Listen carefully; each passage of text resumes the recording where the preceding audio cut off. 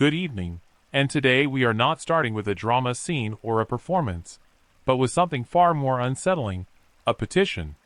Because one of the most unexpected consequences of the Kim Soo Hyun controversy was not just damage to his career, but a broader societal reaction that reached into law, ethics, and public policy.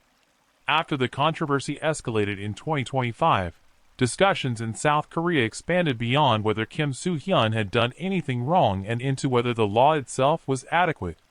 Reports describe a petition calling for raising the age of consent from 16 to 19, directly tied to the public discomfort created by the allegations and the debate around what constitutes an acceptable relationship under Korean law.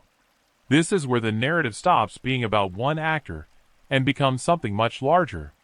Because even though Kim Soo Hyun's legal team repeatedly denied that he dated Kim Soo Hyun while she was a minor, the mere existence of the allegation was enough to trigger a national conversation about legal thresholds, moral expectations, and the gap between what is legal and what is socially acceptable. Online discussions reflected this shift immediately. Some argued that even if the timeline he presented, dating in 2019 to 2020 when she was an adult, was true, the power imbalance between a major star and a younger actress still raised uncomfortable questions. Others insisted that the debate had moved too far away from evidence and into moral panic, where accusations were treated as proof before legal processes had concluded. What makes this situation uniquely intense is that Kim Soo Hyun's death turned the controversy into something emotionally irreversible.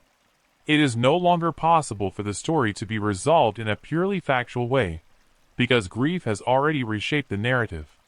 Her death triggered criticism of media culture, online harassment, and the way celebrities are publicly dismantled long before any formal conclusion is reached. So Kim Soo Hyun now exists inside a debate that is no longer entirely about him. He has become a reference point in discussions about grooming laws, celebrity power, and digital accountability. Even if the legal case closes in his favor, the societal debate will not simply disappear, because it has already been absorbed into a broader cultural conversation. And that leads to a difficult question. When a single controversy begins influencing legal and ethical debates at a national level, does the individual at its center ever truly step out of that shadow, or do they remain permanently tied to the larger issue they unintentionally triggered?